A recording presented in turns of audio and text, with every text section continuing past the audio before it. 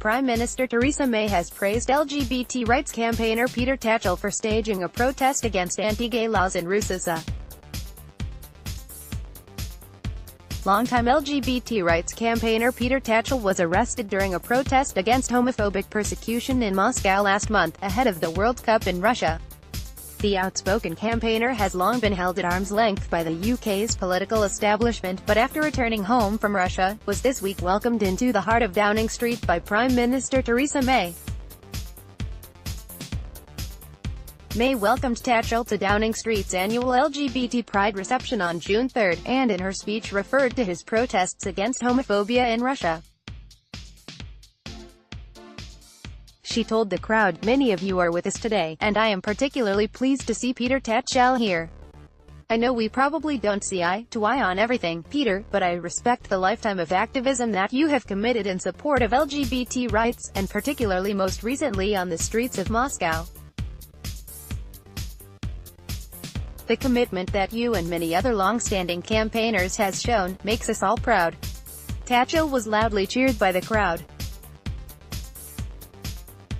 British gay rights activist Peter Tatchell stages an anti-Putin protest against the mistreatment of LGBT people in Russia, Maxim Zmeyev, AFP, Getty. He said in a statement, "Since the inception of Downing Street LGBT Pride receptions a decade ago, I have been banned from attending by successive prime ministers, Tony Blair, Gordon Brown and David Cameron. Despite my 51 years of campaigning, and my role in the UK's first Pride Parade in 1972, they apparently deemed me to be the unacceptable face of LGBT activism. I was therefore surprised and delighted that Theresa May has invited me to this year's reception on the 3rd of July. Russian police officers arrest British gay rights activist Peter Tatchell following his anti-Putin protest, Maxim Zmeyev, AFP, Getty. Tatchell added that he had used his meeting with May to press her on faith-based anti-LGBT discrimination, compensation for men victimized by anti-gay laws, and treatment of LGBT refugees. The Prime Minister's speech is in full below. Good afternoon everyone and welcome to Downing Street. It is a pleasure to have you all here today as we celebrate our lesbian, gay, bi and trans communities. We meet of course in the middle of Pride season. Pride in London is this weekend, and I'm glad to say that we have many Pride organizers here today. Not so long ago, London's Pride March was one of just a handful of such events, mostly confined to the big cities. This summer it is one of more than 80 Prides taking place right across the UK, from Aberdeen to Newquay and many places in between. And for me, is a sign of a country that has never been more proud of its LGBT people. I know I'm certainly feeling a great deal of pride here today. I am proud of the groups and individuals who have done so much for both our LGBT community, for our country and for the world. Many of you are with us today, and I am particularly pleased to see Peter Tatchell here. I know we probably don't see eye to eye on everything, Peter, but I respect the lifetime of activism that you have committed in support of LGBT rights, and particularly most recently on the streets of Moscow. The commitment that you and many other long-standing campaigners has shown makes us all proud.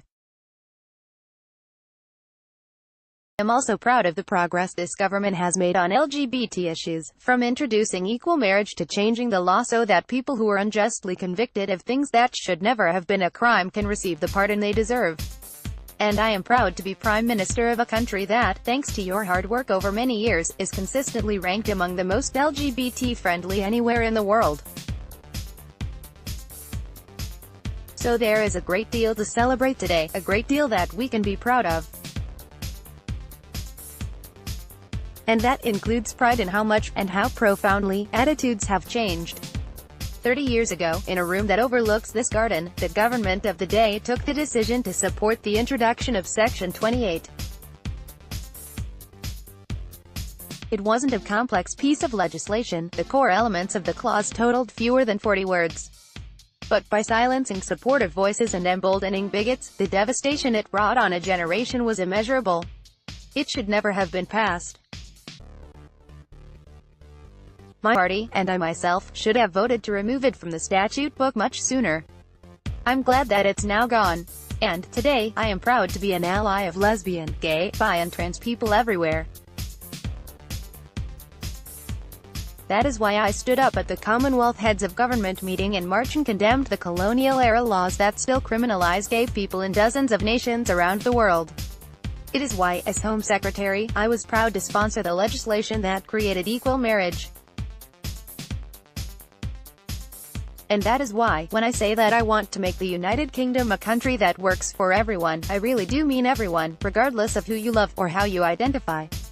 Now, I know that equality before the law does not mean equality in everyday life. I know that, even in 2018, many LGBT people still have to deal with discrimination, hatred, even violence. And I'm determined to do something about it. Last year, as you will probably know, we launched the first national LGBT survey. More than 100,000 people responded, making it the largest survey of its kind anywhere in the world, and it provided an unparalleled insight into the experience of LGBT people in all kinds of communities right across the UK. The results contain much to be proud of. Most gay and lesbian people told us they felt comfortable living in the UK. Many people who were born overseas told us that they chose to settle here because of our strong record on LGBT rights. And the majority of LGBT people, almost 60%, feel able to be open about their sexuality or gender identity at work. That's all good news. But some of the findings made for more difficult reading. 2 in 5 LGBT people said that, in the past 12 months they had experienced verbal or physical abuse because of their sexuality or gender identity, and most said it happens so often they do not bother to report it. LGBT people find it harder to access the healthcare they need. So-called conversion therapy continues to be touted. And nearly 2/3 of LGBT people avoid holding hands with same-sex partners for fear of a negative reaction. That really struck me, because, for heterosexual couples, holding hands is such a simple, normal gesture that we take it entirely for granted. That so many people fear the consequences of merely holding hands shows that a society in which we are all treated equally and fairly is still some way off. That is why, earlier today, the government published an LGBT action plan, setting out some of the ways in which we are going to help us all get there. We are going to appoint a national advisor on health inequalities, so that specific needs of LGBT people are at the heart of the National Health Service. We will continue our investment in programs to tackle homophobic, biphobic and transphobic bullying in schools, protecting LGBT students and making acceptance and understanding the default. We are going to bring forward proposals to end the disgusting practice of conversion therapy, which has no place in modern Britain. And today we have opened a consultation on reform of the Gender Recognition Act. I know this is a subject that has generated a great deal of commentary. But few people, reading the accounts of trans people in our survey, would disagree that making the gender recognition process less bureaucratic and less intrusive is a humane and just thing to do. A country that works for everyone is a country where nobody faces bigotry or violence because of who they are. A country where nobody feels they have to hide their sexuality or gender identity.